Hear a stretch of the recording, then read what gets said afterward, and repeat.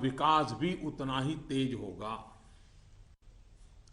सबका साथ सबका विकास, इस ध्येय वाक्य को चरितार्थ करने के लिए नववर्ष की पूर्व संध्या पर देश के 125 करोड़ नागरिकों के लिए सरकार कुछ नई योजनाएं ला रही है, दो फैसले लिए हैं। अब प्रधानमंत्री आवास योजना के तहत शहरों में इस वर्ग को नए घर देने के लिए 2 नई स्कीमें बनाई गई हैं।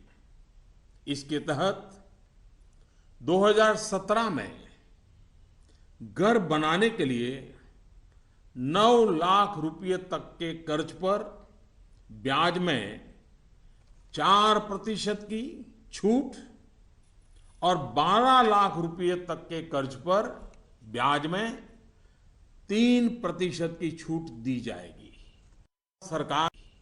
सरकार ने प्रधानमंत्री आवास योजना के तहत गांवों में बनने वाले घरों की संख्या को बढ़ा दिया है। यानी जितने घर पहले बनने वाले थे उससे 33% ज्यादा घर बनाए जाएंगे। गांवों के निम्न मध्यम वर्ग और मध्यम वर्ग के लोगों की जरूरतों को ध्यान में रखते हम एक नई योजना शुरू करने जा रहे हैं। 2017 में गांव में रहने वाले जो लोग अपने घर का निर्माण करना चाहते हैं या पुराने घर में कोई विस्तार करना चाहते हैं, 1-2 कमरे और बनाना चाहते हैं, ऊपर एक आध नई मंजिल बनाना चाहते हैं, उन्हें 2 लाख रुपए तक के ऋण में 3% ब्याज की छूट दी जाएगी। भाइयों के हित में कुछ और अहम निर्णय भी लिए गए हैं।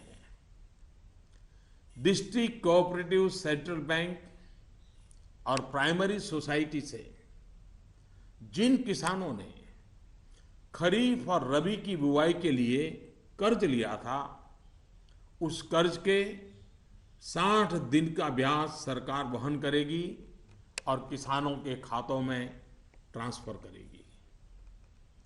कोऑपरेटिव बैंक और सोसाइटी से किसानों को और ज्यादा कर्ज मिल सके, इसके लिए उपाय किए गए हैं। नाबार्ड ने पिछले महीने 21,000 करोड़ रुपए की व्यवस्था की थी। अब सरकार इसे लगभग 2 गुना करते हुए इसमें 20,000 करोड़ रुपए और जोड़ रही है। इस रकम को नाबार्ड कोऑपरेटिव बैंक और सोसाइटीज को कम ब्याज पर देगा और इससे नाबार्ड को जो आर्थिक नुकसान होगा उसे भी सरकार वहन करेगी। सरकार ने यह भी तय किया है कि अगले 3 महीने में 3 करोड़ किसान क्रेडिट कार्डों को रुपे कार्ड में बदला जाएगा। किसान क्रेडिट कार्ड में एक कमी यह थी कि पैसे निकालने के लिए बैंक जाना पड़ता था। अब जब किसान क्रेडिट कार्ड को रुपे कार्ड में बदल दिया जाएगा तो किसान कहीं पर भी अपने कार्ड से खरीद बिक्री कर पाएगा।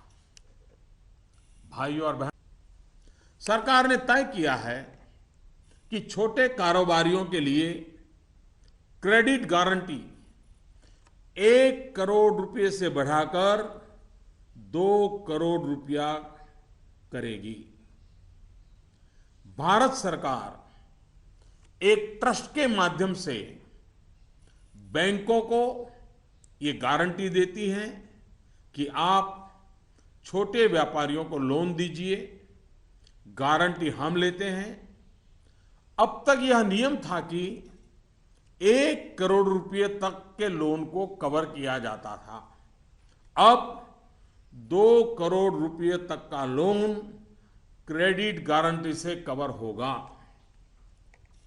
एनबीएफसी यानी कि नॉन बैंकिंग फाइनेंशियल कंपनी से दिया गया लोन भी इसमें कवर होगा। सरकार के इस फैसले से छोटे दुकानदार, छोटे उद्योगों को ज्यादा कर्ज मिलेगा। गारंटी का खर्च केंद्र सरकार द्वारा वहन करने के कारण इन पर ब्याज दर भी कम होगी। सरकार ने बैंकों को ये भी कहा है कि छोटे उद्योगों के लिए कैश क्रेडिट लिमिट को 20% से बढ़ाकर 25% करें। इसके अलावा डिजिटल माध्यम से हुए ट्रांजैक्शन पर वर्किंग कैपिटल लोन 20% से बढ़ाकर 30% तक करने को कहा गया है।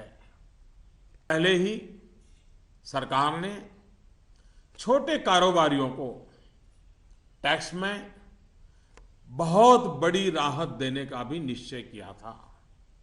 जो कारोबारी साल में 2 करोड़ रुपए तक का व्यापार करते हैं, उनके टैक्स की गणना 8% आय को मानकर की जाती थी।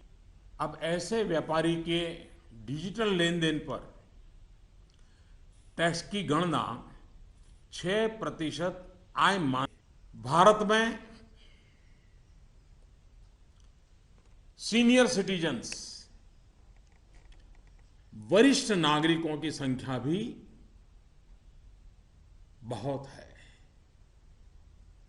सरकार ने सीनियर सिटीजन्स का भी विशेष ध्यान रखा है। सरकार वरिष्ठ नागरिकों के लिए भी एक स्कीम शुरू करने जा रही है। बैंक में ज्यादा पैसा आने पर अक्सर बैंक डिपॉजिट पर इंटरेस्ट रेट घटा देते हैं। वरिष्ठ नागरिकों पर इसका प्रभाव ना हो, इसलिए 7.5 लाख रुपए तक की राशि पर 10 साल तक के लिए सालाना 8% का इंटरेस्ट रेट, ब्याज दर सुरक्षित किया जाएगा।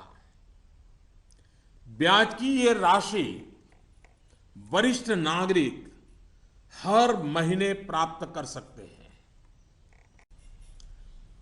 अब डिजिटल लेन देन, ऑनलाइन पेमेंट या ई पेमेंट को लेकर के समाज में काफी सकारात्मक परिवर्तन देखा जा रहा है। ज्यादा से ज्यादा लोग इससे जुड़ रहे हैं।